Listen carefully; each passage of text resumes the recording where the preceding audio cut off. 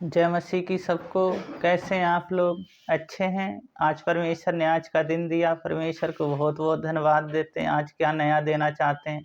वचन पढ़ेंगे, इसके लिए प्रार्थना करें। महान अनुग्रहकारी पिता परमेश्वर दयालु हे सर्वशक्तिमान, जो वचन पढ़ते हैं आप सिखाएं, समझाएं और अंदर की बातें बताएं। उद्धारकर्ता यीशु मसीह के नाम से मांगते हैं, आमीन। वचन पढ़ेंगे।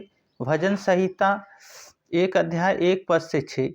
क्या ही धन्य है वे पुरुष जो दुष्ट की युक्ति पे नहीं चलते, ना पापियों के मार्ग में खड़ा होते, ना ठट्ठा करने वाली मंडली में बैठते, परंतु वे तो यहोवा की व्यवस्था से प्रसन्न रहते और उसकी व्यवस्था पर रात दिन ध्यान करते रहते। वे उस वृक्ष के समान है जो बहती नालियों के किनारे लगाया गया है और अपनी ऋतु में फलते हैं और जिसके पत्ते कभी नहीं मुरझाते। इसलिए जो कुछ वह पुरुष करे सफल होता। दुष्ट लोग ऐसे नहीं होते, उस भूसी के समान होते हैं जो पवन से उड़ाई जाए।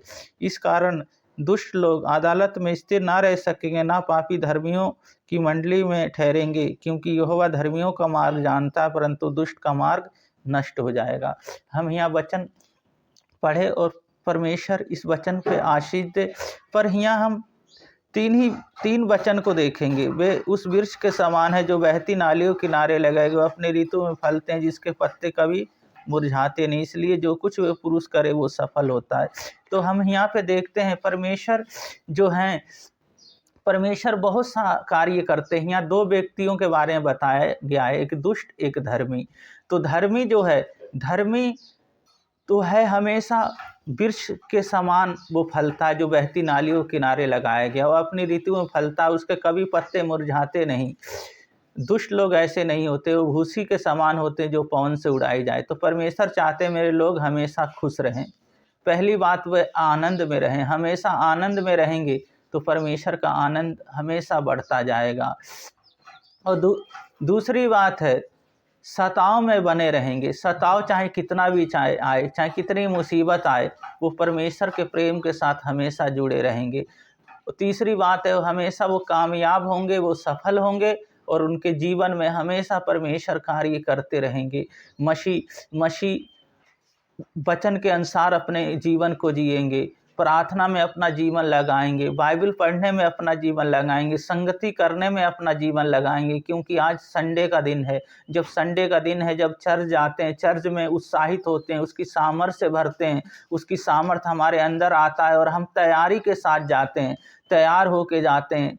जाएंगे, हमें वहाँ कुछ मिलेगा, कुछ पाएंगे। इस तरह संडे का दिन है, चर्च का दिन है, उसकी भवन में जाते हैं, उसकी संगति में जाते हैं, तो परमेश्वर हमसे बहुत महिमा लेते हैं और अपनी महिमा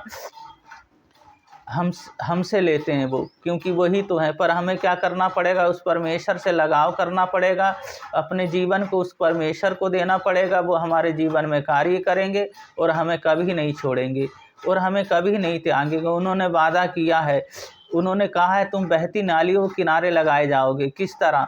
जिस तरह हम देखते हैं उस घर के अंदर किसी बात की घटी नहीं होगी, वो हमेशा सामर्थ्य से भरा होगा, हमेशा प्रेम वाली बात होगी, हमेशा खुशी होगा उसके अंदर।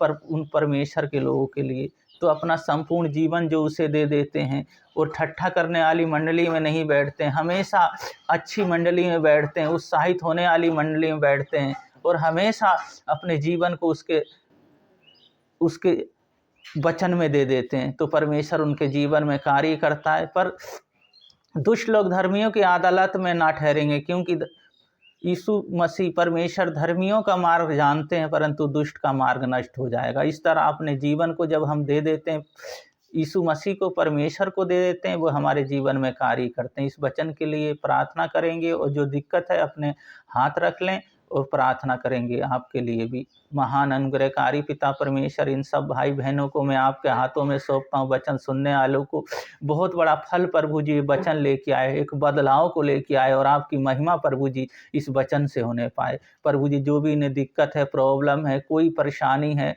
प्रभु जी दर्द है, यीशु मसीह के नाम से चले जाए और प्रभु जी इनके अंदर से हर वीकनेस, हर कमजोरी, फीवर निकल के बाहर जाने पाए और आपकी सामर्थ्य और आपकी आनंद और आपकी कृपा से भर जाए। प्रभु ji, holy spirit, thank you Jesus Christ. महान अनुग्रहकारी पिता परमेश्वर दयालु, हे मेरे सर्वशक्तिमान, आप जैसा कोई नहीं, सुंदर वचन दिया, बहुत बहुत धन्यवाद देते हैं। उद्धारकर्ता यीशु मसीह के नाम से मांगते हैं, आमीन। तो आप आनंद रहें, आप खुश रहें और आप सामर्थ्य से भरते रहें। आप जैसा मेरे यहोवा कोई नहीं। इस वचन के द्वारा आप महिमा करते रहें, परमेश्वर आपको बढ़ाते रहें और ऐसे ही उत्साहित करते रहें। तो परमेश्वर को महिमा और प्रशंसा तारीफ हमेशा करते रहें।